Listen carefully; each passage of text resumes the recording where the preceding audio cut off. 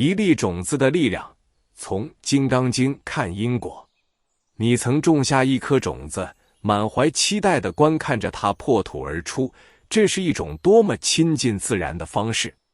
你看到一个微小的生命在适当的条件下便能展现出如此强大的生命力。《金刚经》也曾以诗意的语言向我们揭示了一个深刻的真理：我们的一切都像是一颗颗种子，每一个思想，每一个言语，每一个行动都在我们的生命中播下种子。这些种子或开出美丽的花朵，或结出苦涩的果实。因果律的普遍性与微观性。种瓜得瓜，种豆得豆，这句谚语形象地说明了因果的简单法则。然而，《金刚经》所揭示的因果律远比我们日常所见的更为微细。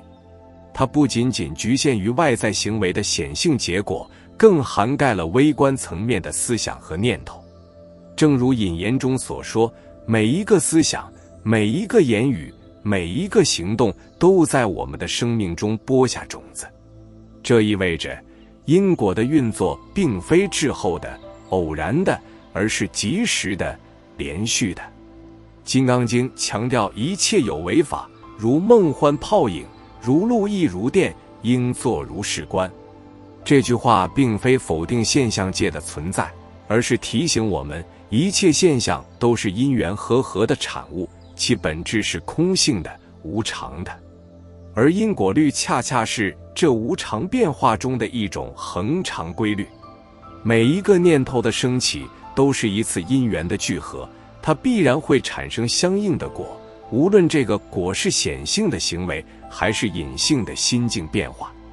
这种微观性体现在念头的力量。《金刚经》重视因无所住而生其心，强调心的清净和无染。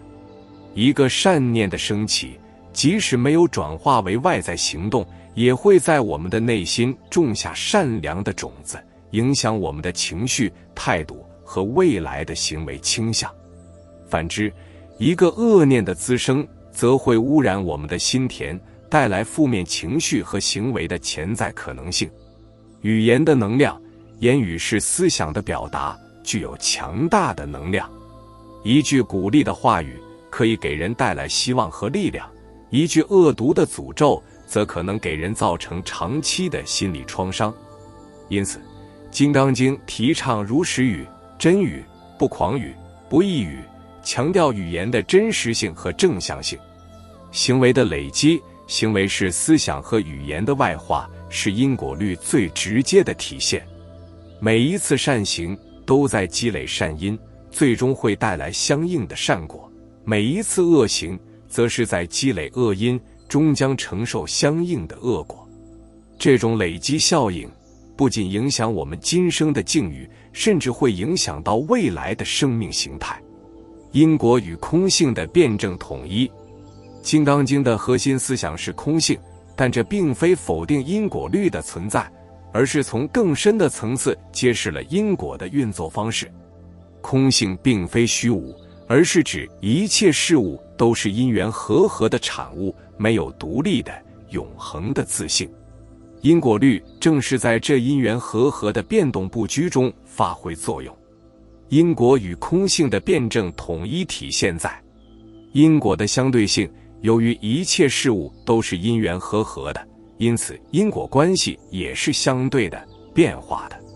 同样的种子在不同的土壤、气候条件下会产生不同的结果。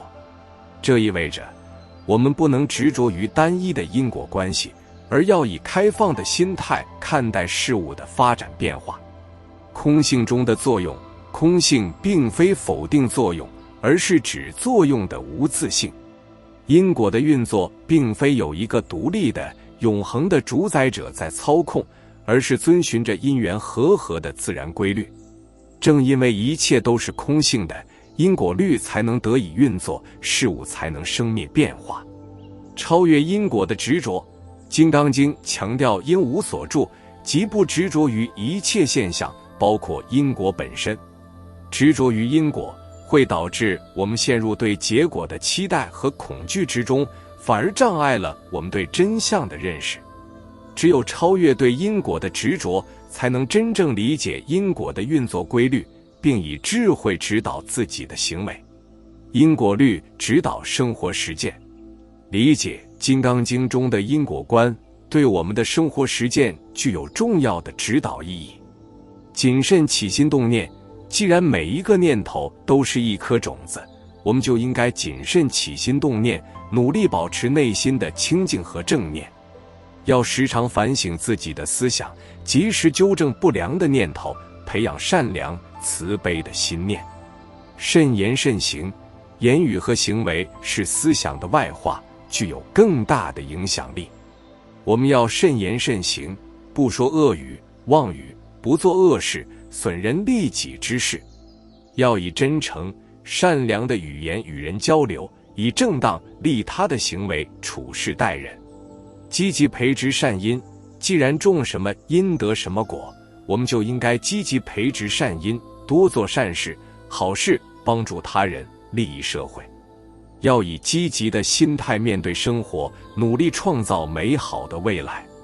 以平常心对待果报，明白因果的运作规律后，我们应该以平常心对待果报。